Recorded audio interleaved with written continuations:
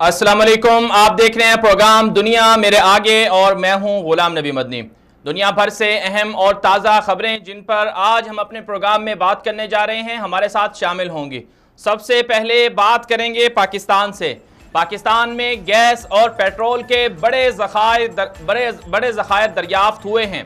माशी सूरत हाल और चीनी कर्जों में इजाफा भी देखने में आ रहा है। नैब की कार्रवाइयां, पीपल्स पार्टी नून लीग का सियासी मुस्तकबिल क्या होगा, हकायक आपको बताएंगे।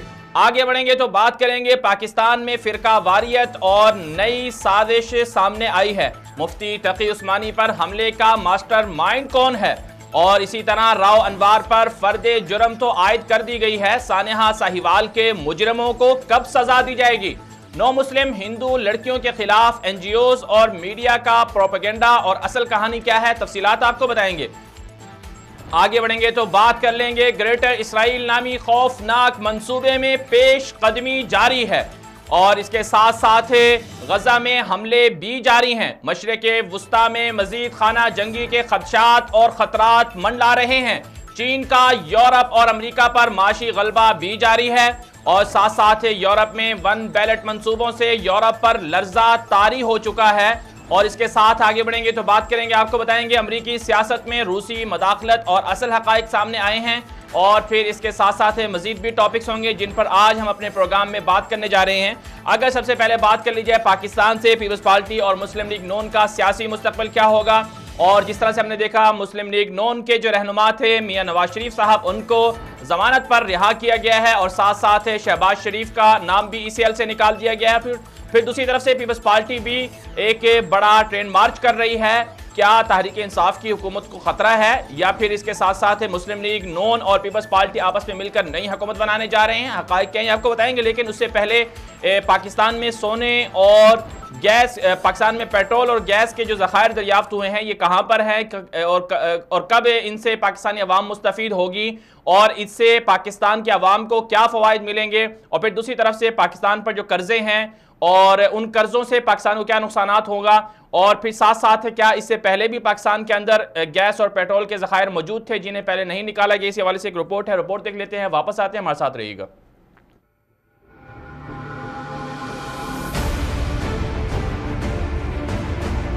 पाकिस्तान में पेट्रोल और गैस के ज़खायर। पाकिस्तान अल्लाह की बेशुमार नेमतों से मालामाल मुल्क है। जोग्राफियाई महल वकू के एतबार से पाकिस्तान का दुनिया के 10 अहम तरीन ममालिक में शुमार होता है। पाकिस्तान की जमीन जहाँ जरखेज है, वहीं पाकिस्तान की जमीन सोने, चांदी, लोहे, तांबे, कोयले, गैस और पेट्रोलियम के ज़खायर से भी मालामाल है। सूबा बलोचिस्तान, सिंध, खैबर पख्तूनख्वा और पंजाब में सोने और कोयले के अरबों डॉलर के ज़खायर मौजूद हैं, लेकिन इन ज़खायर से गुज़श्ता 70 सालों से सही तरह से इस्तेफादा नहीं किया गया। 25 मार्च को वज़ीर आज़म इमरान खान ने सीनियर सहाफ़ियों से मुलाकात में इंतहाई अहम खुशखबरी सुनाते हुए कहा कि कराची ज़ेर समंदर पेट्रोल और गैस के वसी ज़खायर के इशारे मिले हैं। सहाफ़ियों से गुफ्तगू में वज़ीर आज़म का कहना यह था कि ज़खायर इतने होंगे कि किसी से तेल लेने की ज़रूरत नहीं पड़ेगी। ज़राए के मुताबिक ये ज़खायर पहले से मौजूद थे और साबिका हुकूमतों को भी इन ज़खायर का इल्म था, लेकिन उन्होंने बाज़ मफादात की वजह से इन्हें तलाश करने की जहमत नहीं की। ज़राए का कहना है कि पाकिस्तान में फिल वक्त 57 ट्रिलियन क्यूबिक फीट TCF काबिल बाजियाब गैस ज़खायर हैं, जिनमें से 38 खरब क्यूबिक फीट मिल चुके हैं और 19.5 खरब क्यूबिक फीट अभी तलाश करना बाकी है, जबकि तेल के काबिल बाजियाब ज़खायर 1.246 अरब बैरल्स हैं। ताहम अब तक सिर्फ 899 अरब बैरल्स ही तलाश किए जा सके हैं। वाज़ेह रहे कि पाकिस्तानी कौम के लिए तेल और गैस के ज़खायर की दरियाफ्त अल्लाह की बहुत बड़ी नेमत है, और अल्लाह की नेमतों की जितनी कदर की जाती है नेमतों में इजाफा होता है, और अगर नाकदरी की जाए तो नेमतें छीन ली जाती हैं। جی ہاں ناظرین کرام، آپ نے دیکھا کہ پاکستان کے اندر پیٹرول اور گیس کے ذخائر بہت پہلے سے موجود تھے، لیکن ان سے صحیح طرح سے استفادہ نہیں کیا گیا۔ پاکستان کے صوبہ بلوچستان کے اندر نہ صرف سونا موجود ہے، وہاں پر بہت زیادہ گیس بھی ہے اور پیٹرول بھی ہے، لیکن ماضی میں ان سے حکومتوں نے استفادہ نہیں کیا، جس کی وجہ سے پاکستان قرضوں کی دلدل میں چلا گیا۔ اور آج ہم دیکھ رہے ہیں پاکستان کی جو معیشت ہے وہ انتہائی بحران کا شکار ہے، اور جو تحریک انصاف کی حکومت ہے وہ پچھلے 6 ماہ سے پاکستان کی معیشت کو بحران سے نہیں نکال پائی ہے۔ یہی وجہ ہے کہ چین سے پاکستان قرضے لے رہا ہے، متحدہ عرب امارات سے قرضے لے رہا ہے، سعودی عرب سے بھی پاکستان امداد اور سرمایہ کاری مانگنے پر مجبور ہے۔ سوال یہ پیدا ہوتا ہے کہ چینی قرضے پاکستان پر بہت زیادہ بڑھ چکے ہیں، اور اس قدر زیادہ ہو چکے ہیں چینی قرضے کہ ان کو اتارنے کے لیے پاکستان کی سلامتی کو بھی خطرات لاحق ہو سکتے ہیں۔ پچھلے جو دور تھا مسلم لیگ نون کا، اس دور میں تقریباً 16 سے 17 ارب ڈالر کے قرضے لیے گئے تھے چین سے، اور جو چین سی پیک کے مد میں پاکستان میں سرمایہ کاری کر رہا ہے وہ اس کے علاوہ ہے، اور جو قرضے لیے گئے وہ تقریباً 16 سے 17 ارب ڈالر تھے، اور اس کے علاوہ جو 95 سے 97 ارب کے جو پاکستان کے بیرونی قرضے ہیں وہ اور ہیں، وہ علاوہ ہیں، اور جو قومی قرضے ہیں وہ اس کے علاوہ ہیں۔ تو اس قدر پاکستان کی معیشت کو قرضوں کی جال میں پھنسایا گیا ہے، تو اس سے ظاہر سی بات ہے پاکستان کی جو عوام ہے وہ اس کو مہنگائی بھی برداشت کرنی پڑ رہی ہے، اس کو بجلی کی قیمتوں میں اضافہ بھی برداشت کرنا پڑ رہا ہے، اس کی گیس کی قیمتوں میں اضافہ بھی انہیں برداشت کرنا پڑ رہا ہے۔ سوال یہ پیدا ہوتا ہے کہ پاکستان کے جو اندرونی وسائل ہیں ان سے صحیح طرح سے استفادہ کیوں نہیں کیا گیا؟ اس کے ذمہ دار کون ہیں؟ کیا ان ذمہ داروں کو کبھی سزا دی جائے گی؟ پھر سوال یہ بھی پیدا ہوتا ہے کہ جس طرح سے نیب کی کارروائیاں چل رہی ہیں، کہا جا رہا ہے کہ پاکستان میں کرپٹ لوگوں کو پکڑا جا رہا ہے، کرپٹ لوگوں کا احتساب کیا جا رہا ہے، جس طرح سے مسلم لیگ نون کے لوگوں کو پکڑا، پھر اس کے ساتھ ہے پیپلز پارٹی کے جو بڑے بڑے لوگ ہیں ان کے خلاف بھی نیب کارروائیاں کر رہا ہے، لیکن ان سے جو پیسہ ہے وہ پیسہ کیا وصول کیا جا رہا ہے؟ کیا وہ پاکستان کے خزانے میں پیسہ داخل کروایا گیا ہے؟ کیا اس پیسے کے ہوتے ہوئے پاکستان کے اندر کچھ جو عوام کے اوپر جو بوجھ ہے وہ کم ہوگا یا نہیں ہوگا؟ مزید بھی بات کریں گے ہمارے ساتھ اس وقت ہمارے ساتھ مہمان بھی موجود ہوں گے، لیکن اس سے پہلے ایک مختصر سی بریک لیتے ہیں، بریک کے واپس آتے ہیں، ہمارے ساتھ رہیے گا۔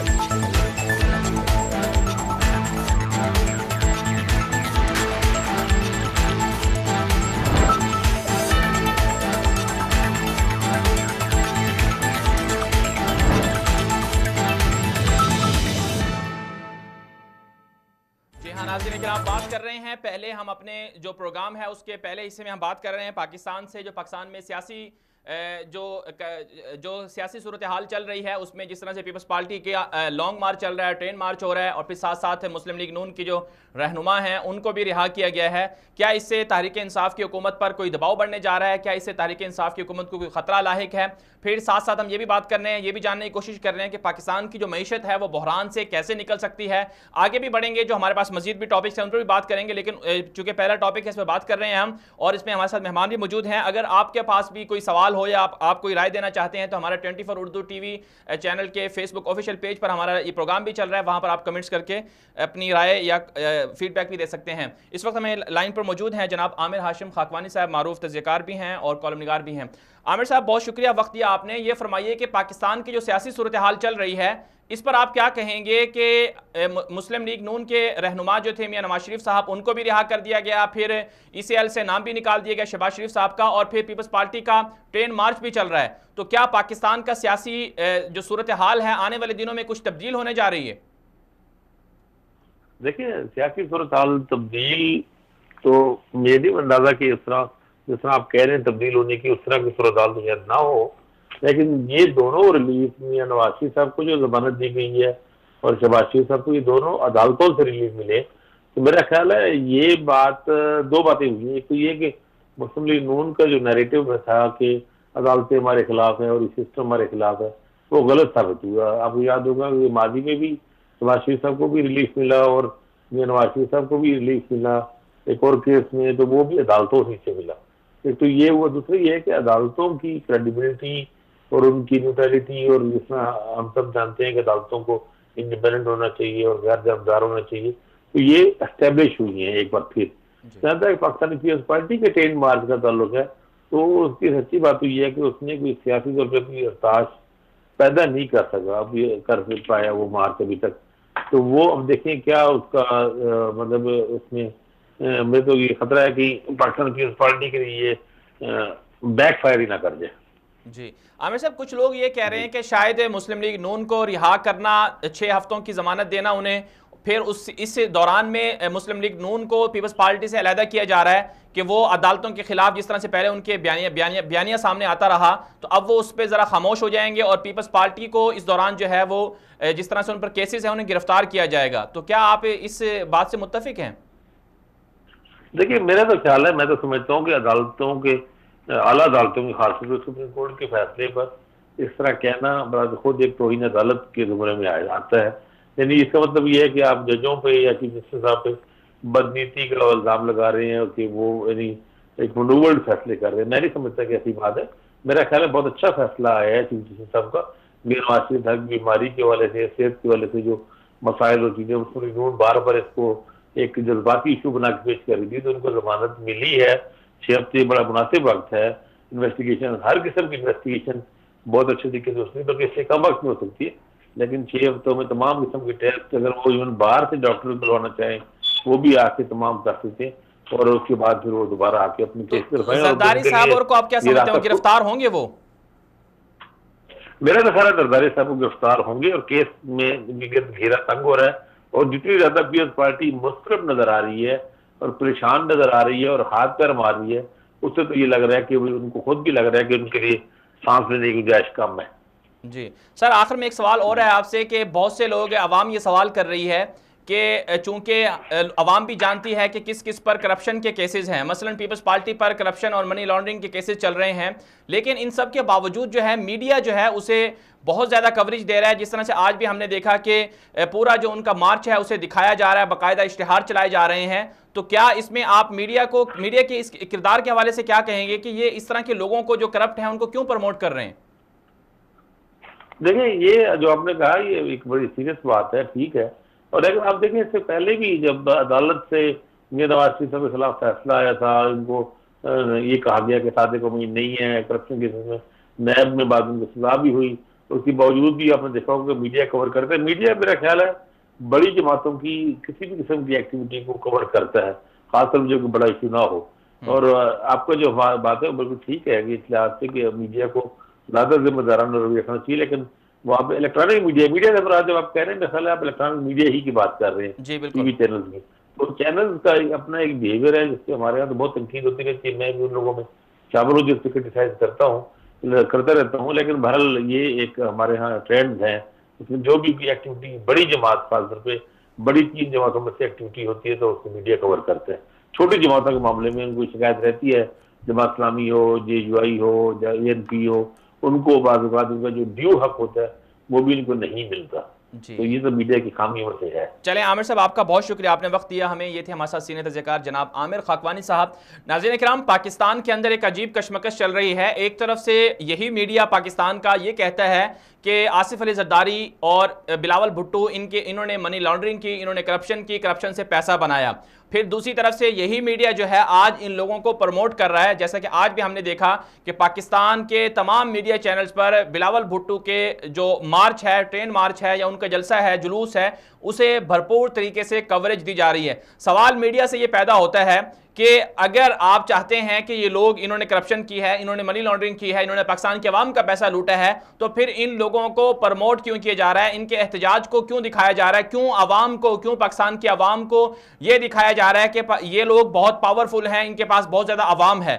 تو کیا ایسا تو نہیں ہے کہ میڈیا چینل جو ہیں یہ تمام کے تمام ان کا کوئی نظریہ نہیں ہوتا، یہ پیسے کی وجہ سے کسی بھی پارٹی کو، کسی بھی شخص کو، چاہے وہ کرپٹ ہو، چاہے وہ کیسا بھی ہو، اس کو یہ ایماندار، صادق اور سچا یا اسے قوم کا بڑا لیڈر ثابت کر سکتے ہیں؟ تو میڈیا سے سوال ہوتا ہے. پھر ساتھ ساتھ عوام سے بھی عوام کو بھی سوچنا چاہیے کہ پاکستان کی جو میڈیا چینلز ہیں وہ کیوں اس طرح کا منافقانہ رویہ جسے ہم کہہ سکتے ہیں کرتے ہیں کہ ایک طرف سے وہ یہی لوگ کہتے ہیں میڈیا چینلز پہ بیٹھ کر کے بلاول بھٹو نے اتنی کرپشن کی، اس نے اتنے جعلی اکاؤنٹس کے ذریعے سے فلاں بے نامی کمپنی ان کی ہے، اور پھر یہی لوگ کہتے ہیں کہ آصف علی زرداری نے اتنی کرپشن کی اور میاں نواز شریف صاحب نے اتنی کرپشن کی، پھر بعد میں یہی لوگ ان کو کوریج بھی دیتے ہیں. تو میڈیا کو ذمہ دارانہ رویہ اختیار کرنا ہوگا. اگر یہی طریقہ رہا تو پھر ہمارے ملک کے اندر جو ہے پھر کرپٹ لوگ ہی اسی طرح آگے آتے رہیں گے اور ایماندار لوگ جو ہیں وہ پیچھے جاتے رہیں گے. بہرحال آگے بڑھتے ہیں، بات کر لیتے ہیں پاکستان میں فرقہ واریت بڑھانے کا نیا منصوبہ اور لسانیت اور مسلک کے نام پر اہم شخصیات نشانے پر کیوں ہیں، جس میں مفتی تقی عثمانی صاحب کو ٹارگٹ کیا گیا. کیا اس کے پیچھے کون لوگ ہیں، ماسٹر مائنڈ اس حملے کے کون ہیں؟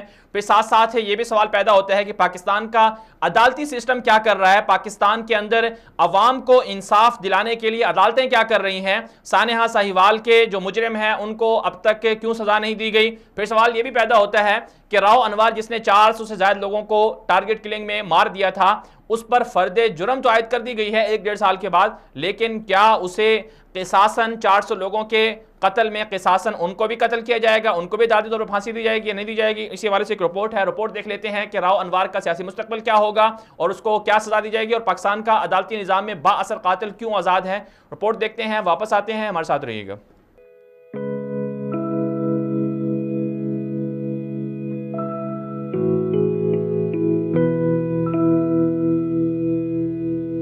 پاکستان کا نظام عدل اور با اثر قاتل. 27 سالہ نقیب اللہ مسعود کے قاتل راؤ انوار اور دیگر 17 ساتھیوں پر کراچی کی انسداد دہشت گردی عدالت نے فرد جرم عائد کر دی. شہر قائد کی عدالت میں نقیب اللہ کیس کی سماعت ہوئی، جہاں مرکزی ملزم راؤ انوار سمیت دیگر ملزمان پیش ہوئے. عدالت کی جانب سے کیس میں راؤ انوار اور دیگر ملزمان پر فرد جرم عائد کی گئی، جہاں تمام ملزمان نے صحت جرم سے انکار کر دیا. واضح رہے کہ 13 جنوری 2018 کو نقیب اللہ مسعود سمیت 4 افراد کے قتل کا معاملہ سامنے آیا تھا، جنہیں سابق SSP راؤ انوار کی جانب سے مبینہ پولیس مقابلے میں قتل کر دیا گیا. جنوبی وزیرستان سے تعلق رکھنے والے 27 سالہ نقیب اللہ مسعود کے مبینہ پولیس مقابلے میں قتل کا معاملہ سوشل میڈیا پر سامنے آیا، جس کے بعد راؤ انوار کے خلاف ایک مہم کا آغاز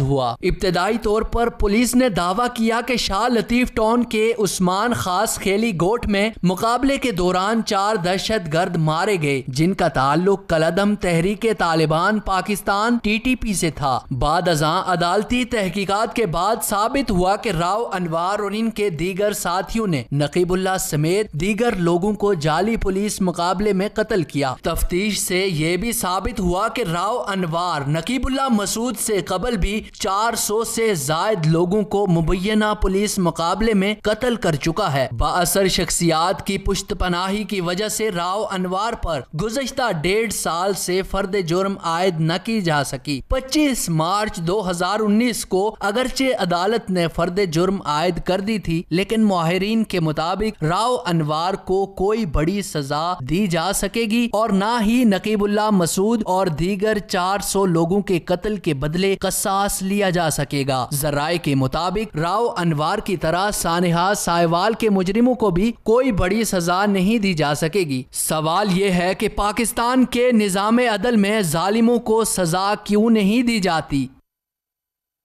جی ہاں ناظرین کرام، پاکستان میں با اثر جو قاتل ہیں وہ آزاد ہیں، انہیں سزائیں نہیں دی جاتی۔ سانحہ ساہیوال ہمارے سامنے ہے، ایک بہت بڑی مثال ہے کہ اس کے مجرم تاحال جو ہیں وہ سزا انہیں نہیں دی جا سکی۔ پھر دوسری طرف سے ہم نے دیکھا کہ پاکستان میں علماء کرام کی ٹارگٹ کلنگ کی گئی، بہت سے علماء کرام جو ہیں وہ قتل کر دیے گئے، لیکن ان کے قاتلوں کو تاحال سزا نہیں دی گئی۔ اس کی ایک حالیہ جو مثال ہے وہ مولانا سمیع الحق شہید کا قتل ہے، پھر ساتھ ساتھ مفتی تقی عثمانی صاحب پر بھی حملہ ہوا، اور اس سے پہلے بھی کراچی میں بڑے بڑے علماء کرام کو قتل کر دیا گیا۔ تو سوال یہ پیدا ہوتا ہے کہ اس طرح کے واقعات کے پیچھے ہوتا کون ہے؟ پھر پاکستان کا عدالتی سسٹم ایسے لوگوں کو یا قاتلوں کو گرفتار کیوں نہیں کرتا ہے؟ اس وقت ہمارے ساتھ لائن پر موجود ہیں معروف تجزیہ کار جناب سیف اللہ خالد صاحب۔ سیف اللہ صاحب، بہت شکریہ وقت دیا آپ نے ہمیں۔ آپ کیا سمجھتے ہیں کہ پاکستان میں فرقہ وارانہ فسادات کو دوبارہ سے بھڑکانے کی کوشش ہو رہی ہے؟ پاکستان کے معروف عالم دین مفتی تقی عثمانی صاحب پر حملہ ہوا، تو آپ کیا سمجھتے ہیں کہ حملے کے ماسٹر مائنڈ کون تھے اور یہ فرقہ واریت کون بڑھا رہا ہے؟ اس کے پیچھے کون سے عناصر ہیں؟ بسم اللہ الرحمن الرحیم۔ مدنی صاحب، پہلے تو میں اس بات کے پہ کہوں گا کہ آپ نے کہا معروف عالم دین تقی عثمانی صاحب، تو میرے بھائی معروف کا جملہ ان لوگوں کے لیے ہوتا ہے جن کو کوئی 1000 2000 لاکھ 2 لاکھ لوگ جانتے ہوں۔ تقی عثمانی صاحب پاکستان کی شان ہے، پاکستان میں اہل علم کی پہچان ہے، شناخت ہے۔ بالکل۔ تو تقی عثمانی صاحب کے پہ جو حملہ ہے اس کو میں فرقہ واریت نہیں سمجھتا، وہ پاکستان پر حملہ ہے۔ دیکھیں، اصل صورتحال یہ ہے کہ جو 3 ممالک پاکستان پہ حملہ آور ہونا چاہ رہے تھے گزشتہ ماہ اور ان کی سازش ناکام ہوئی، وہی ایک اتحاد ہے جو پاکستان میں بے یقینی اشتعال اور انتشار پیدا کرنا چاہتا ہے۔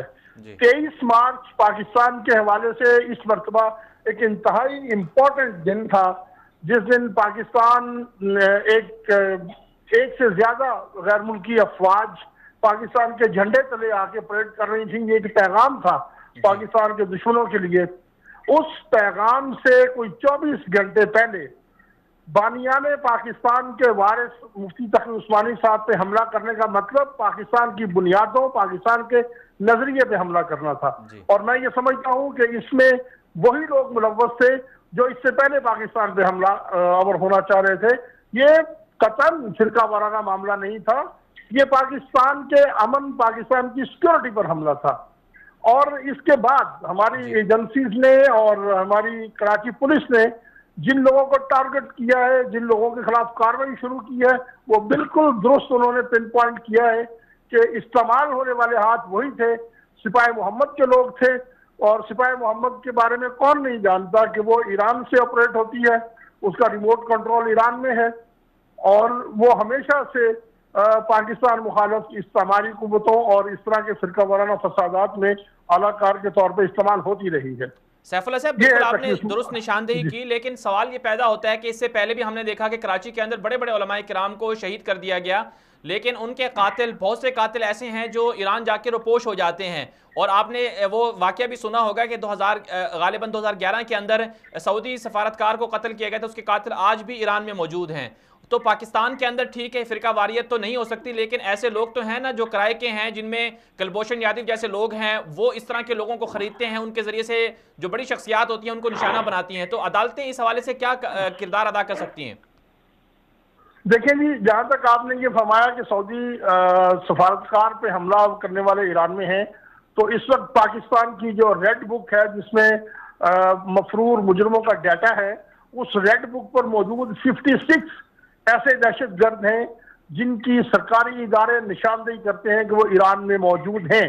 اور ان 56 میں سے بعض ایسے بھی ہیں جو ایرانی ڈاکومنٹس پر باقی دنیا میں گھومتے پھر رہے ہیں.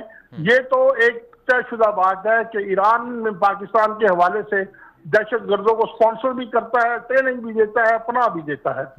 اور جہاں تک یہ بات, اور کلبھوشن وہ کہاں سے آیا؟ وہ انڈین ہے, انڈین دہشت گرد ہے, انڈین ایجنسی کا بندہ ہے, پاکستان کا دشمن ہے, لیکن اس کا کھرا جس کو کہتے ہیں اس کا ٹریک ریکارڈ کہاں جاتا ہے؟ وہ ہمارے پاکستان میں داخل کہاں سے ہوا, کیا باہر سے ہوا, وہ بھی ایران سے آیا, لنک تو اس کا بھی ادھر ہی ملتا ہے. تو اصل مسئلہ یہ ہے کہ یہ کچھ کمزوریاں ہیں, کچھ ان کے اپنے لوگ ہیں جو شاید کسی اعلیٰ جگہوں پہ گھسے بیٹھے ہیں اور تفتیش پہ بھی اثر انداز ہوتے ہیں, اور پھر ناقص تفتیش کی وجہ سے یہ لوگ عدالتوں سے رہا بھی ہو جاتے ہیں. یہی اصل ایشو ہے. اور دہشت گرد صرف یہ فرقہ وارانہ دہشت گردی نہیں, دیگر دہشت گردوں کے بھی حوالے سے ہماری پولیس کا ریکارڈ کوئی اتنا اچھا نہیں ہے. اور میں سمجھتا ہوں کہ نیشنل ایکشن پلان کے تحت جو کاروائیاں ہو رہی ہیں, یہ فرقہ وارانہ ایشوز کو بھی نیشنل ایکشن پلان کی پرائورٹی لسٹ میں ڈالنا چاہیے, اور ان کے حوالے سے بھی بہت زیرو ٹالرنس کے ساتھ کارروائی کرنی چاہیے. اور اس حوالے کی دوسری سب سے بڑی بات ہے وہ یہ ہے کہ جیسے ہی کسی فرقہ پرست کو پکڑا جاتا ہے, فوراً یہاں پہ وہ فرقہ وارانہ تقسیم اور فرقہ وارانہ اشتعال کی بات شروع کر دی جاتی ہے.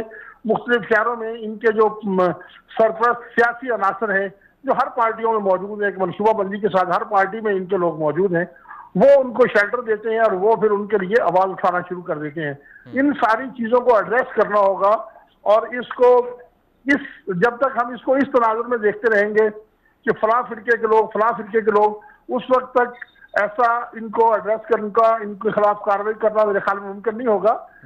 یہ ہمیں یہ طے کرنا ہوگا پاکستان میں کہ جو کوئی بھی کسی دوسرے مسلک, کسی دوسری شناخت, کسی دوسرے گروہ کے کسی شخص پہ حملہ آور ہوتا ہے, وہ پاکستان کا دشمن ہے. بالکل, وہ فرقہ واریت کے نام پہ ہو, وہ لسانیت کے نام پہ ہو, وہ کسی نسلی بنیاد پہ ہو, وہ کسی بھی بنیاد پہ ہو, وہ پاکستان کا دشمن ہے, وہ دہشت گرد ہے. جی چلیں سیف اللہ صاحب, دہشت گرد کو دہشت گرد ہی سمجھنا چاہیے. جی چلیں سیف اللہ صاحب, آپ کا بہت شکریہ, آپ نے وقت دیا ہمیں. یہ تھے ہمارے ساتھ پاکستان کے معروف تجزیہ کار جناب سیف اللہ خالد صاحب. ناظرین کرام, پاکستان میں ایک اور ایشو اٹھا, وہ تھا نو مسلم ہندو لڑکیوں کا معاملہ, جس پر این جی اوز جو ہیں, بیرونی این جی اوز جو ہیں, انہوں نے بہت زیادہ فنڈنگ بھی کی, اور انہوں نے یہ بھی کہا کہ پاکستان کے اندر جبری طور پر جو ہے ہندوؤں کو مسلمان کیا جا رہا ہے. پھر ہندوستان نے بھی پاکستان پر الزام لگایا کہ پاکستان میں اقلیتیں محفوظ نہیں ہیں, حالانکہ پاکستان میں اقلیتوں کو جتنے حقوق حاصل ہیں وہ ہندوستان میں بھی نہیں ہیں. تو ہندو لڑکیوں کا جو معاملہ ہے, اس پر پوری جو صورتحال ہے وہ کیا چل رہی ہے, پھر جو حکومت پاکستان ہے وہ کیوں ڈی ٹریک ہو رہی ہے, اسی حوالے سے ایک رپورٹ ہے, وہ رپورٹ دیکھ لیتے ہیں, واپس آتے ہیں, ہمارے ساتھ رہیے گا. مسلم ہندو لڑکیاں اور پاکستان کے دشمن. صوبہ سندھ سے تعلق رکھنے والی 2 ہندو لڑکیوں نے اسلام قبول کر کے 2 مسلمان لڑکوں سے شادی کر لی. میڈیا پر خبر چلائی گئی کہ ہندو لڑکیوں کو اغوا کر کے جبری مذہب تبدیل کر کے مسلمان بنایا گیا. وزیر اطلاعات فواد چودھری اور وزیر اعظم عمران خان سمیت دیگر پارٹیوں کے سیاست دانوں, سوشل میڈیا صارفین نے میڈیا پر چلائی جانے والی خبر کی روشنی میں اس اقدام کی مذمت کی. غیر ملکی N G Os, foreign funded media سمیت لبرل سیکولرز نے اس خبر کی آڑ میں نظریہ پاکستان, نظریہ اسلام, علماء اکرام اور دین اسلام پر چڑھائی کر دی. حکومت نے نکاح پڑھانے والے قاضی اور 7 دیگر لوگوں کو گرفتار کر لیا. 9 مسلم ہندو لڑکیوں نے ویڈیو پیغام جاری کیا کہ جس میں انہوں نے اعتراف کیا کہ انہوں نے اپنی مرضی سے اسلام قبول کر کے شادی کی ہے. الرحمن الرحیم, لا الہ الا اللہ محمد رسول اللہ. اسا کے پولیس سے بچائے اور سب جی خوشی سے مسلمان کیا کوشش آیا کو اسا کے بھی اسا زبردستی نہ رکھی, سب خوشی سے آیا کو اسا پولیس والوں کی جو اسا کی زبردستی نہ رکھی, سب خوشی سے آیا. لیکن میڈیا اور سیکولر لابیوں نے ان کے اعترافی بیان کو تسلیم کرنے سے انکار کر دیا. بعد ازاں دونوں 9 مسلم لڑکیوں نے عدالت میں درخواست دائر کی, جس میں وزارت داخلہ, وزیر اعلیٰ سندھ مراد علی شاہ, آئی جی پولیس پنجاب سندھ اور اسلام آباد پیمرا, پاکستان ہندو کونسل کے نمائندہ اور رکن قومی اسمبلی رمیش کمار اور دونوں لڑکیوں کے والد ہری لال کو فریق بنایا گیا. درخواست میں کہا گیا کہ میڈیا میں ہندو لڑکیوں سے متعلق غلط پراپوگنڈا کیا جا رہا ہے، جس کی وجہ سے دونوں بہنوں اور ان کے شوہروں کی جان کو خطرات ہیں۔ انہوں نے کہا کہ دونوں بہنیں عرصہ دراز سے اسلامی تعلیمات سے متاثر تھی، لیکن جان سے مارنے کے خوف کے باعث دونوں لڑکیوں نے اسلام قبول کرنے کا اعلان نہیں کیا۔ درخواست میں کہا گیا کہ 1973 کے آئین کے آرٹیکل 9، 20 اور 35 میں شہریوں کو آزادی کے ساتھ ساتھ اپنی مرضی کے مذہب پر عمل کرنے اور شادی کی اجازت دی گئی ہے، اس لیے فریقین کو ان کی زندگیوں میں مداخلت سے روکا جائے۔ متن میں کہا گیا کہ ہم نے اسلام زور زبردستی سے قبول نہیں کیا۔ اسلام قبول کرنے کے بعد رینا کا نام نادیہ اور روینہ کا نام آسیہ رکھا گیا۔ درخواست میں کہا گیا کہ دونوں بہنیں 20 مارچ 2019 کو اپنا گھر چھوڑنے میں کامیاب ہوئی تاکہ وہ آزادی سے اسلامی تعلیمات پر عمل کر سکیں۔ سوال یہ ہے کہ نظریہ اسلام کے نام پر بننے والے ملک میں غیر مسلموں کے اسلام قبول کرنے پر پابندی کیوں؟ حکومت کیوں غیر ملکی NGOs اور ہندوستان کے بیانیے کو مضبوط کر رہی ہے؟ ویلکم بیک ناظرین، آپ نے رپورٹ ملاحظہ کر لی کہ پاکستان میں کس طرح سے نو مسلموں کے نام پر، اقلیتوں کے نام پر پاکستان کو نشانہ بنایا جا رہا ہے۔ آپ نے یہ بھی دیکھ لیا کہ جو نو مسلم ہندو لڑکیاں مسلمان ہوئیں انہیں دوبارہ سے ہندو مذہب اختیار کرنے پر مجبور کیا جا رہا ہے، اور بدقسمتی یہ ہے کہ اقلیتوں کے نام پر پاکستان کو بدنام کیا جا رہا ہے، اور اس میں جو حکومت پاکستان ہے وہ بھی غیر ملکی اور سیکولرز اور لبرلز جو لابیز ہیں ان کے پروپیگنڈے میں آ چکی ہیں، اور وہ بھی یہ کہہ رہی ہیں کہ شاید ان کو جبری طور پر اغوا کر کے انہیں مسلمان بنایا گیا، ان کی شادی کی گئی ہے۔ پھر اس حوالے سے ہم نے دیکھا کہ ٹویٹر اور فیس بک اور دیگر سوشل میڈیا پلیٹ فارم پر بھی اس حوالے سے خوب پروپیگنڈا کیا جا رہا ہے، اور پاکستان کے خلاف جو ہے وہ ایک ہوا پیدا کی جا رہی ہے کہ پاکستان میں اقلیتیں محفوظ نہیں ہیں۔ سوال یہ پیدا ہوتا ہے کہ پاکستان میں اس سے پہلے بھی ایسا ہوتا رہا ہے، تو پھر پاکستان کیوں ایسے لوگوں کو، ایسی NGOs کو اور ایسے لبرلز مافیا کو کیوں نشانے پر نہیں لیتا؟ کیوں پاکستان جو ہے ان کے خلاف کوئی کارروائی نہیں کرتا؟ یہ انتہائی افسوسناک بات ہے کہ نظریہ اسلام کے نام پر بننے والے ملک میں اسلامی تعلیمات پر عمل کرنا مشکل بنا دیا گیا ہے۔ اسلام قبول کرنا اس قدر مشکل بنا دیا گیا ہے کہ اسے اگر کوئی اسلام بھی قبول کرتا ہے غیر مسلم، تو اسے کہا جاتا ہے کہ تم نے اسلام کیوں قبول کیا؟ تو یہ سوچنے کی بات ہے ہمارے حکمرانوں کے لیے اور ہمارے متعلقہ لوگوں کے لیے اور اسی طرح سے ہماری عوام کے لیے کہ وہ کیوں اپنا کردار ادا نہیں کر رہے، اور پھر حکومت پاکستان کیوں اس حوالے سے غلط پروپیگنڈے کا شکار ہو جاتی ہے۔ اگر انڈیا پاکستان سے بات کرتا ہے کہ تمہارے ہاں اقلیتیں محفوظ نہیں ہیں، تو ہم کیوں انڈیا سے بات نہیں کرتے کہ تمہارے ہاں 22 کروڑ جو مسلمان ہیں ان کی زندگیاں داؤ پر لگی ہوئی ہیں، ان کی جانوں کو خطرات لاحق ہیں؟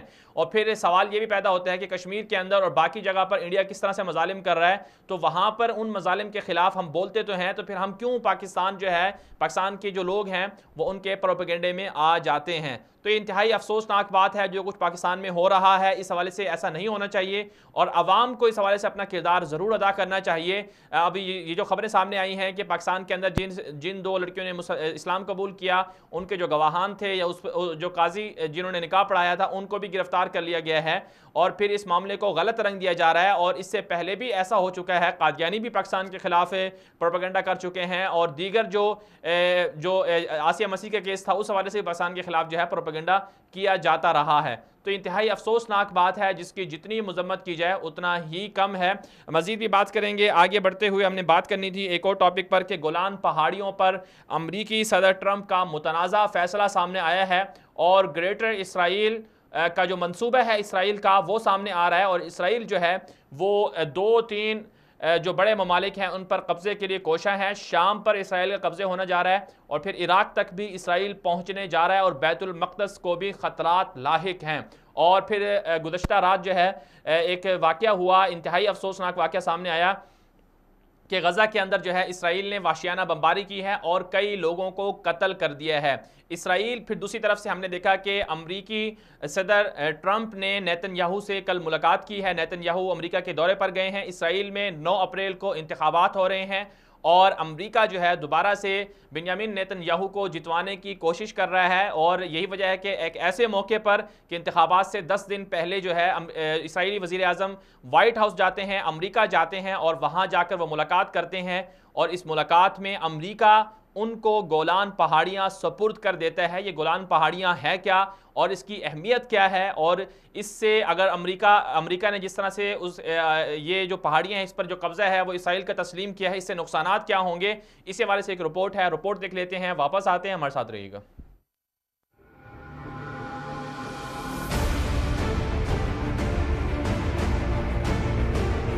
گریٹر اسرائیل کی جانب پیش قدمی۔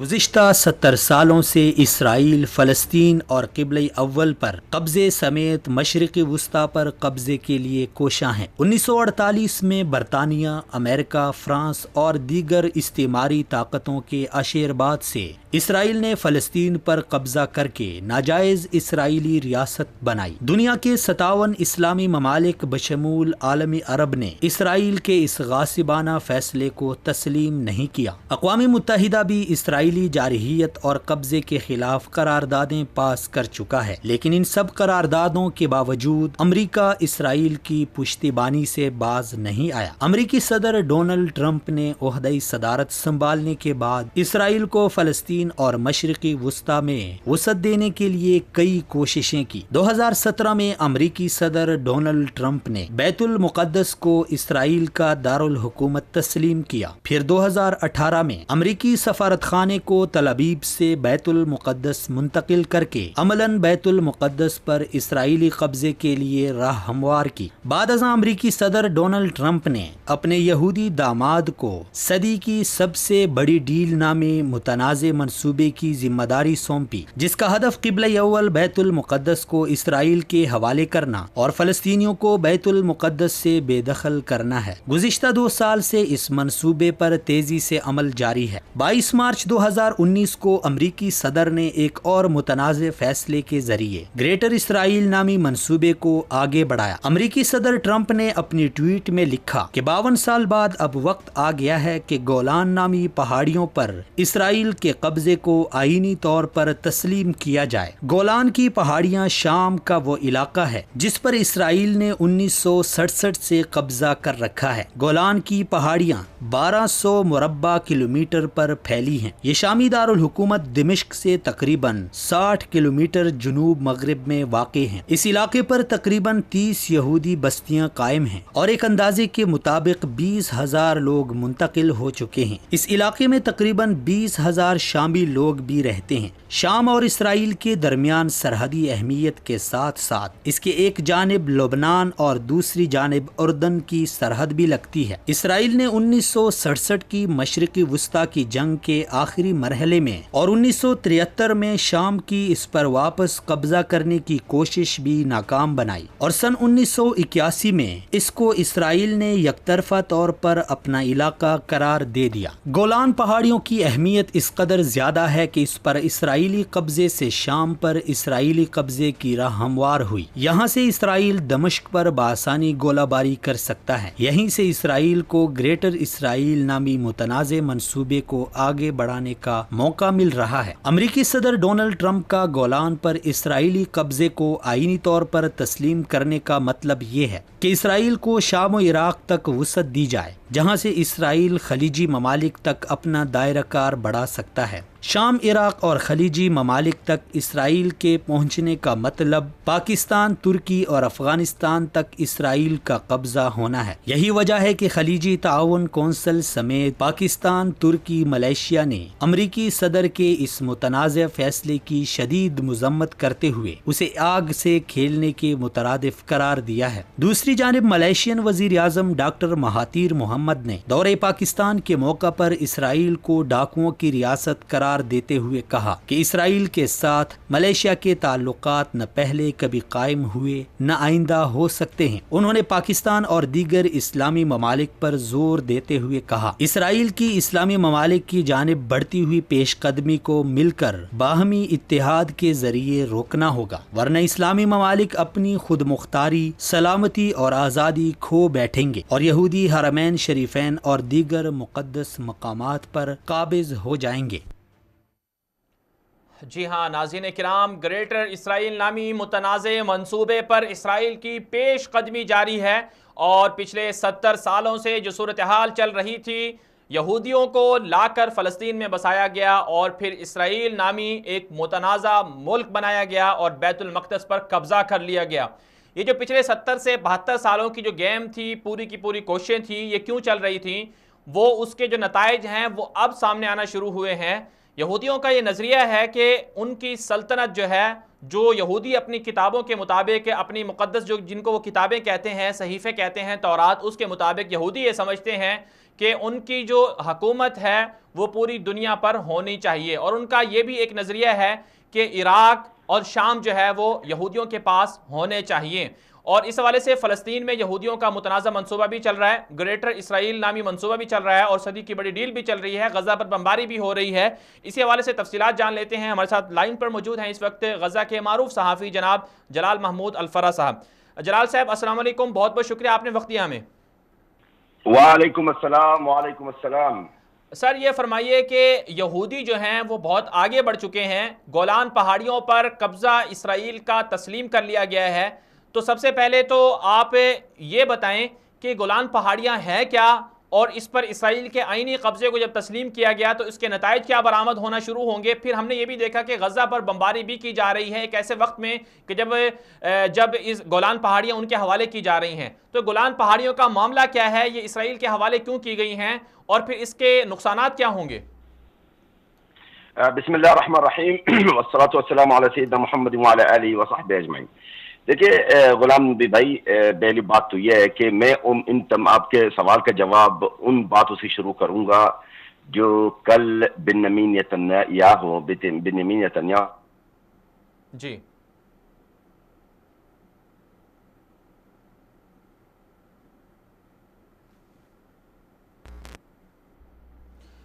غالباً جلال محمود صاحب سے ہماری لائن ڈراپ ہو گئی ہے، انہیں دوبارہ کال کرنے کی کوشش کریں گے، ان سے جاننے کی کوشش کریں گے۔ فلسطین کے اندر فلسطینی شہری ہیں، غزہ میں بستے ہیں، وہاں کے صحافی ہیں، اور اچھی بات ہے کہ وہ اردو جانتے ہیں اور پاکستان کے اندر رہ کر انہوں نے اردو سیکھی ہے، تو ان سے وہ ساری کی ساری صورتحال، وہ سارے کے سارے حقائق جاننے کی کوشش کریں گے کہ جن کے ذریعے سے اسرائیل جو ہے وہ فلسطین پر قابض ہوا، جن کے ذریعے سے اسرائیل جو ہے شام پر قبضہ کرنے جا رہا ہے، جن کے ذریعے سے اسرائیل جو ہے عراق تک پہنچنے جا رہا ہے، اور پھر مڈل ایسٹ کی جو صورتحال ہے، مشرق وسطیٰ کی صورتحال ہے، وہ انتہائی گمبھیر ہو چکی ہے، اور اس حوالے سے عالم اسلام کا کیا کردار بنتا ہے، عالم عرب کیا کردار اپنا ادا کر سکتا ہے، پھر پاکستان اپنا کیا کردار ادا کر سکتا ہے، بیت المقدس قبلہ اول جسے صلاح الدین ایوبی نے آزاد کروایا، جسے سیدنا عمر فاروق رضی اللہ تعالیٰ عنہ نے فتح کیا، آج قبلہ اول مسلمانوں کو پکار رہا ہے، وہاں پر صورتحال انتہائی کشیدہ ہے، وہاں پر قبضے کے لیے پوری دنیا کی طاقتیں ایک ساتھ ہو چکی ہیں کہ یہ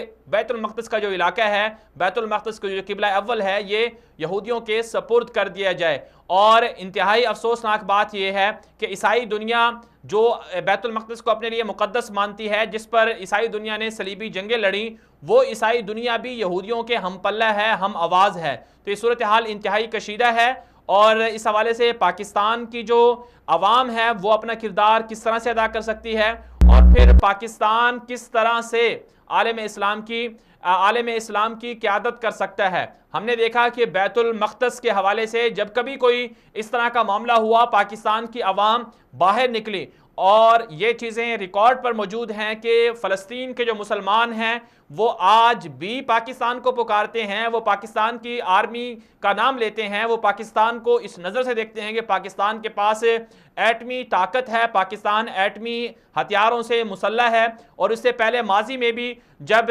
شام اور لبنان کے ساتھ جنگ شروع ہوئی اسرائیل کی، تو اس وقت پاکستان کے جو پاک فضائیہ ہیں ان کے طیاروں نے جا کر لبنان اور شام کو بچایا، اور پاکستان کی جو پاک فضائیہ کے پائلٹ تھے اور انہوں نے اسرائیلی طیاروں کو بھی گرایا۔ یہ صرف اور صرف پاکستان کے پاس اعزاز ہے کہ پاکستان نے اسرائیلی طیاروں کو گرایا، لیکن اب پاکستان اسرائیل کے خلاف یا فلسطینی مسلمانوں کے حوالے سے کیا کر سکتا ہے؟ بات کر رہے تھے، ہمارے ساتھ لائن پر موجود ہیں دوبارہ سے جلال محمود الفرا صاحب۔ جلال صاحب، آپ بات کر رہے تھے بنیامین نیتنیاہو کے دورے کے حوالے سے اور گولان پہاڑیوں کے حوالے سے۔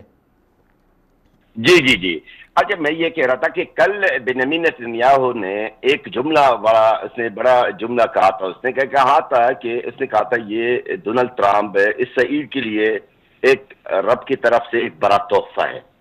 یہ ان کی الفاظ تھی کل بنیامین نیتنیاہو کی۔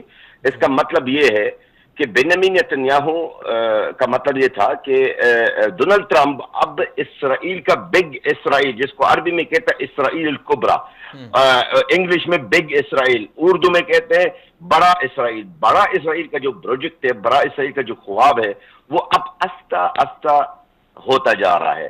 اور اس کو کون کروا رہا ہے؟ ڈونلڈ ٹرمپ صاحب. ڈونلڈ ٹرمپ صاحب نے شروعات کی بیت المقدس سے، القدس سے. القدس کو اسرائیل کی دارالحکومت، اس نے دارالحکومت بطور دارالحکومت اعلان کر دیا.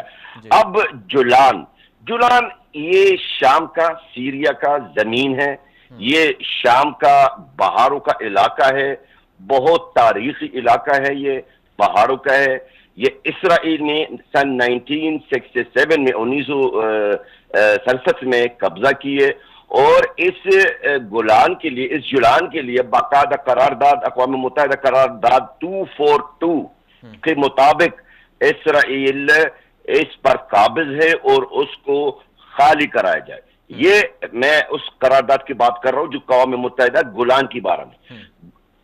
اس آپ کو بتایا ہے، سب کو بتایا، اسرائیل نہ کسی قرارداد کو فالو کرتے ہیں، نہ ان کو اقوام متحدہ کا قرارداد سے کوئی واسطہ ہے، نہ ان کو کوئی پرواہ کسی چیز کا ہے. یہ جولان کا جو انہوں نے ڈونلڈ ٹرمپ نے اعلان کر دیا، یہ ایک شروعات ہے. یہ پہلی بیت القدس کا، اب پھر جولان آنے والے وقت میں اور دیکھتے جائیں آپ اور کیا ہوتا ہے. کیوں؟ اس کی وجہ یہ ہے کہ جب تک غلام نبی بھائی یہ ہمارے مسلم امت کا یہی حال ہے تو یقیناً بہت کچھ ہونے والا ہے اور بہت کچھ کرے گا.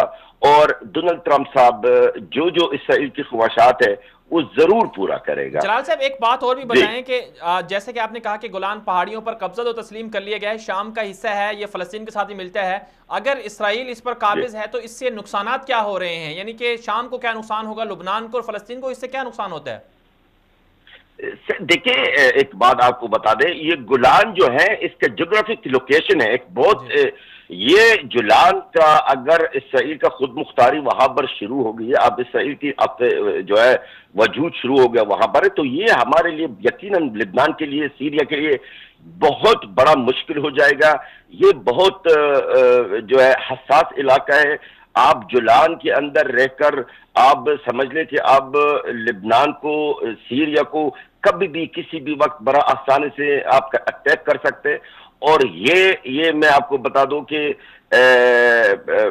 کل کی بات ہے کہ عرب جو کمیونٹی ہے اس چیز کو واضح کلیئر کر دیا، انہوں نے مذمت کر دیا کہ جی بالکل یہ سیریا کا زمین ہے، سیریا کے علاقہ ہے، اور ڈونلڈ ٹرمپ کا یہ جو اعلان ہے یہ بالکل ناحق اعلان ہے.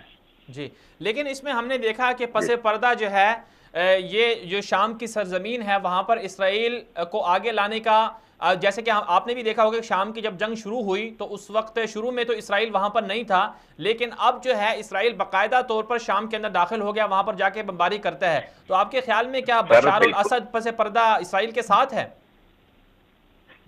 دیکھیں اس کے بشار الاسد کے بارے میں زیادہ کمنٹ نہیں کروں گا، لیکن ابھی جو ٹرمپ کا اعلان ہوا ہے اور سیریا کی طرف سے بشار الاسد کی طرف سے خاموشی ہے، تو اس بات کے پیچھے تو بہت سوال اٹھتے ہیں. میں کمنٹ یہ نہیں کر سکتا ہوں کہ بشار الاسد کا اس چیز سے کیا موقف ہے کیا نہیں ہے، لیکن میں یہ ضرور کہوں گا الجولان کو، اسرائیل کا زمین، اسرائیل کا علاقہ تسلیم کرنا، یہ سمجھ لے کہ ایک دن آئے گا جب پورا سیریا بھی اسرائیل کا زمین تسلیم کیا جائے گا اس امریکہ کی طرف. جلال صاحب آپ چونکہ فلسطینی ہیں، فلسطین کے اندر سے سارے حقائق کو آپ دیکھتے رہے ہیں، آپ یہودیوں کے نظریات بھی جانتے ہوں گے، تو اردو دنیا کو، اردو ناظرین کو آپ کیا بتائیں گے کہ یہودیوں کا گریٹر اسرائیل یعنی بگ اسرائیل کے بارے میں کیا منصوبہ ہے؟ وہ عراق تک کیوں قابض ہونا چاہتے ہیں؟ وہ اپنے مقدس جو نظریات تھے ان کے حوالے سے، وہ مشرق وسطیٰ کے حوالے سے کیا نظریات رکھتے ہیں؟ اسلامی دنیا کے حوالے سے کیا نظریات رکھتے ہیں؟ سر اسرائیل الکبریٰ جو ہے، اس بگ اسرائیل کا جو پروجیکٹ ہے اسرائیل کا ہے، اس کا بالکل ایک شارٹ کٹ مختصر میں آپ کو اس کا بٹن بتا دو آپ کو، مجھے جو مضمون ہے، اسرائیل الکبرا جو کہ زیادہ تر عرب ممالک جو پڑوس ملک اسرائیل کے، جیسے جردن ہوا، عراق ہوا، سیریا ہوا، لبنان ہوا، مصر ہوا، اسرائیل کبرا کا جو نقشہ بنا ہوا ہے اس وقت، اسرائیل کے کبرا کا ایک نقشہ باقاعدہ موجود ہے، اسرائیل کے پاس ہے ایک نقشہ بنا ہوا ہے۔ اس نقشے کے اندر مصر کی زمین میں سے، جورڈن کی، عراق کی زمین، سیریا کی زمین میں سے کافی پھیلاوا، یہ سمجھ لو عرب ممالک کے کل سے آدھا کر لے، یہ اسرائیل کے اندر جائے گا۔ یہ اس نقشے کے مطابق بات کر رہا ہوں جو اسرائیل کے بگ اسرائیل کا بڑا، مطلب اسرائیل کبرا کے جو نقشہ بنی ہوئی ہے، اور ان کا عقیدہ بھی یہی ہے، ان کا عقیدہ یہودی عقیدہ کے اندر یہی ہے کہ یہ ہماری زمین ہے، یہ ہمارے ارض المیعاد، اس کو یہ اپنے الفاظ میں کہتے ہیں کہ یہ وہ زمین ہے، یہ بگ اسرائیل جو جس کے ہمارا رب نے ہم سے وعدہ کیا ہے۔ ان کا یہ اپنی عقیدت کے مطابق جو ہے وہ چل رہے ہیں، جو ان کے عقیدت جو ہے یقیناً آپ بھی جانتے ہیں، ہم بھی جانتے ہیں، وہ باطل عقیدت ہے، ناحق عقیدت ہے۔ اس طرح ان کا کوئی حق نہیں بنتا، ان کا تو اسرائیل کا وجود ہی نہیں ہے، اسرائیل کا کوئی وجود ہی نہیں ہے۔ اور یہ میں آپ کو بتاتے چلو آپ کے اس پروگرام کی توسط سے، کل سے لے کے صبح تک اسرائیل نے بھی جو بمباری غزہ کے اوپر، فلسطینیوں کے اوپر نہتا اور معصوم فلسطینیوں بھی کیے، اس کا بھی کوئی، میں آپ کو کیا بتاؤں، ہم کل رات سے لے کے اب تک صبح تک جو ہے ہم کس پریشانی میں، کس تکلیف میں گزرے، اللہ تعالیٰ بہتر کرے بس۔ جی جلال صاحب، ایک اور آخر میں یہ بھی بتا دیں کہ صفقۃ القرن یعنی صدی کی بڑی ڈیل، تو اس پر کیا پیش رفت ہو رہی ہے؟ ظاہر سی بات ہے اسرائیلی یہودی بھی بہت سے ایسے ہیں جو کہتے ہیں کہ یہ اسرائیل جو صدی کی بڑی ڈیل ہے یہ نہ ہو، اور اس میں یہ بھی کہا جا رہا ہے کہ غزہ کا پورا علاقہ اسرائیل کے حوالے کیا جا رہا ہے۔ تو اس حوالے سے آپ کیا کہیں گے کہ یہ جو بڑی ڈیل ہے صدی کی، کیا ٹرمپ جو ہے اسے بھی پایہ تکمیل تک پہنچائیں گے اور اس سے پھر فلسطین مزید اسرائیل کے قبضے میں چلا جائے گا؟ میں ایک آپ کو بات بتا دوں غلام نبی بھائی، معذرت کا ساتھ ہے، جو یہ سینچری کا جو سب سے بڑا ڈیل ہے، جو صفقۃ القرن کہا جا رہا، افسوس کے ساتھ مجھے کہنا پڑ رہا ہے، بڑا افسوس کے ساتھ ہے کہ اس میں کچھ ہمارے مسلمان اور عرب ممالک کے لیڈر جو ملوث ہے۔ یہ بات شاید آپ کو، مجھے کچھ ناظرین کو یہ میری بات ان کو اچھی نہ لگے، لیکن حقیقت تو یہی ہے کہ کچھ ہمارے مسلمان لیڈران ہیں جو اس میں ملوث سے باقاعدہ، اور وہ صفقۃ القرن کے یعنی سینچری کی جو سب سے بڑی ڈیل ہے اس میں پوری سپورٹ ان کی ہے۔ اب دیکھیں صفقۃ القرن فلسطینی صفقۃ القرن کو ماننے والے نہیں ہیں اور نہ کبھی مانیں گے، نمبر 1۔ نمبر 2، اسرائیلی کا جو نیشن ہے، اسرائیل کے جو عوام ہے، اسرائیل کے جو لوگ ہیں، وہ یہ سمجھتے صفقۃ القرن کا اگر تعمیر کر دیا گیا ہے تو ہمارے لیے فلسطینیوں کا خطرہ بڑھ جائے گا، کیونکہ فلسطینیوں کے ایک طرح کے فلسطینیوں میں ایک طاقت آ جائے گی، ایک پاور آ جائے گی، تو وہ نہیں چاہتے کہ یہ صفقۃ القرن بھی پورا ہو جائے۔ لیکن آپ کو پتا ہے کہ ڈونلڈ ٹرمپ صاحب بس کسی نہ کسی طریقے سے اسرائیل کو اپنا سینسیریٹی، اپنا خلوص ثابت کرنا چاہتا ہے اسرائیل کے لیے، اور جو اس نے وعدہ کیے ہیں الیکشن سے پہلے، وہ اس تمام وعدوں کو پورا کرنے کی کوشش کر رہے ہیں۔ چلیں جلال صاحب، آپ کا بہت شکریہ، آپ نے وقت دیا ہمیں۔ یہ تھے ہمارے ساتھ جلال محمود الفرا صاحب، فلسطینی صحافی ہیں، اور وہ صورتحال سے بتا رہے تھے۔ ناظرین کرام، فلسطین کی جو صورتحال ہے وہ انتہائی کشیدہ ہے، وہاں پر بمباری بھی ہو رہی ہے، اور گریٹر اسرائیل نامی جو یہودیوں کا منصوبہ ہے، اسرائیل کا منصوبہ ہے، وہ بھی آگے بڑھ رہا ہے۔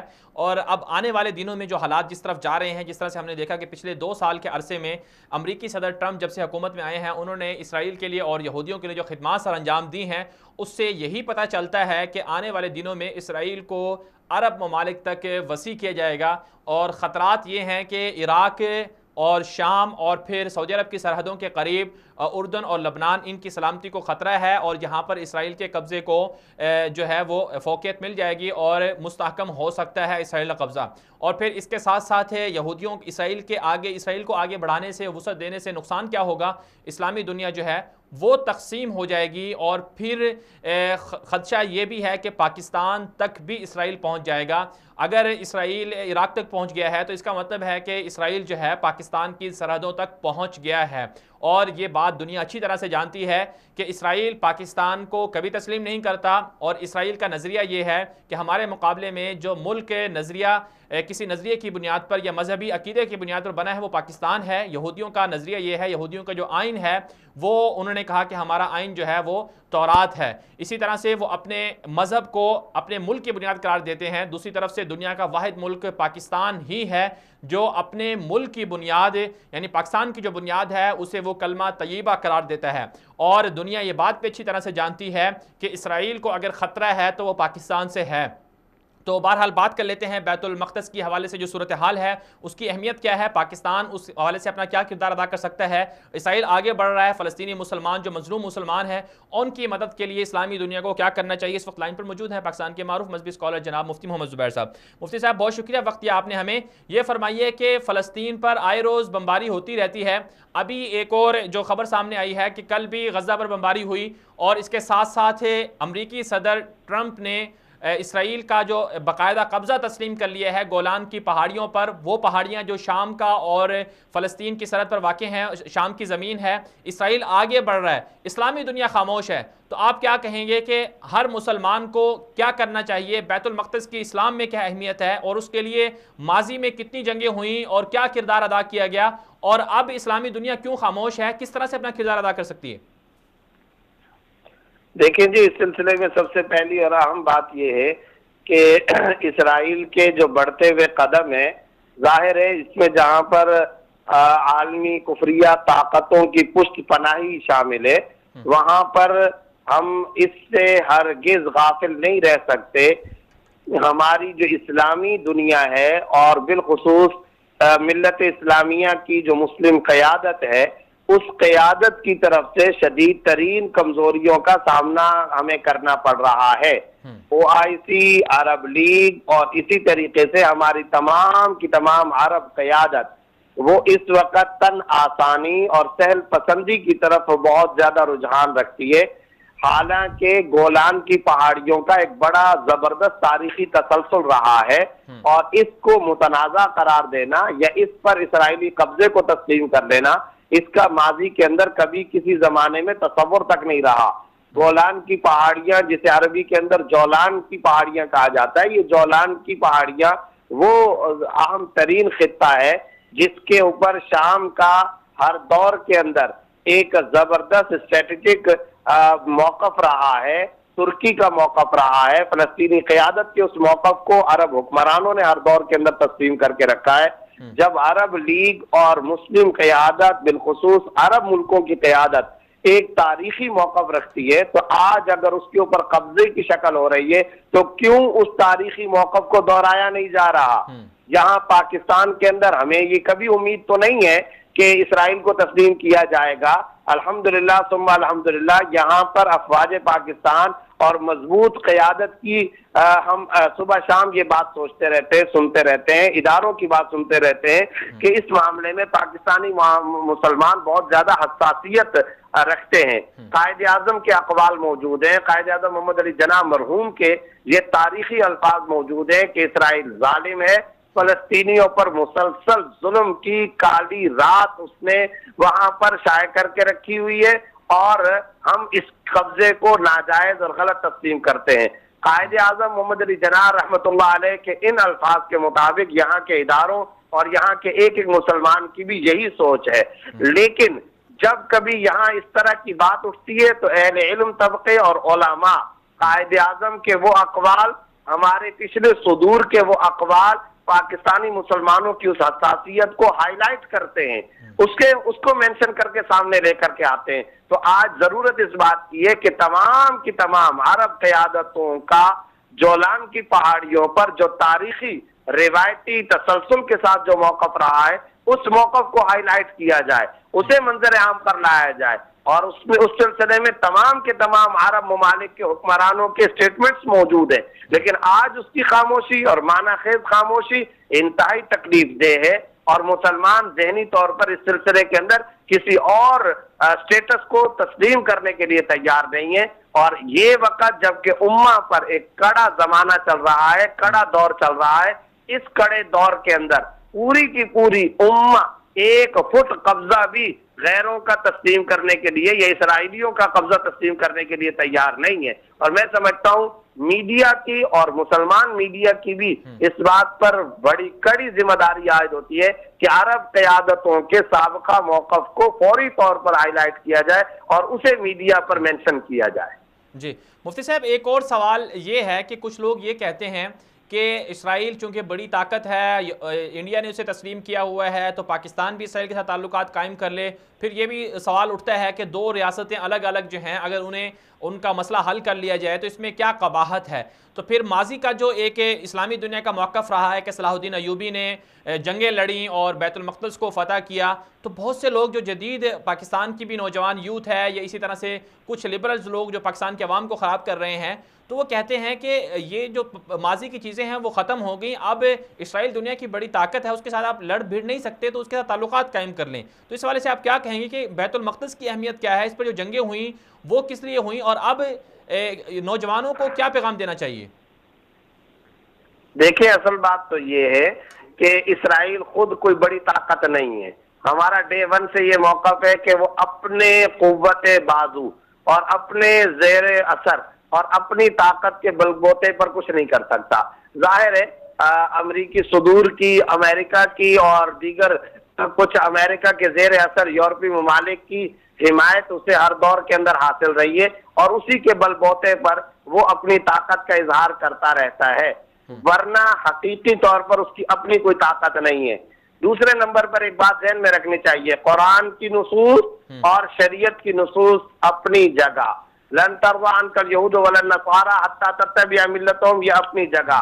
موالات یہود سے ممانعت اور مواخات سے ممانعت، وہ ساری نصوص اور شرعی احکام کا جو پورے کا پورا ایک سلسلہ اور ذخیرہ ہے وہ اپنی جگہ. لیکن میں ایک اور نقطے کی طرف اشارہ کرنا چاہتا ہوں، وہ نقطہ یہ ہے کہ کچھ ریاستوں کے اساسی ایگریمنٹس ہوا کرتے ہیں، ان کے کچھ بنیادوں کے اندر داخل کچھ ایسے معاہدے ہوا کرتے ہیں کہ جس سے کبھی بھی وہ سر منہ انحراف نہیں کر سکتے. آج اسرائیل کے قبضے کو تسلیم کرنا یا اسرائیل کو بحیثیت اسٹیٹ اور ریاست تسلیم کرنا قائد اعظم سے غداری کے مترادف ہے، بانی پاکستان سے غداری کے مترادف ہے، اور ہمارے تمام بانیان پاکستان کے ریکارڈ پر اسٹیٹمنٹس موجود ہیں، ان کے تاریخی اور اہم ترین بیانات سے متضاد ہے.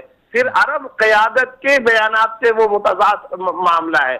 تو اگر آپ اس کام کے لیے، اور پھر صرف اور صرف بات یہاں تک نہیں رہے گی، اگر پاکستان آج اسرائیل کو تسلیم کرنے کی طرف جاتا ہے تو پھر مقبوضہ کشمیر پر بھارت کے بھی تسلط کو تسلیم کرنا پڑے گا.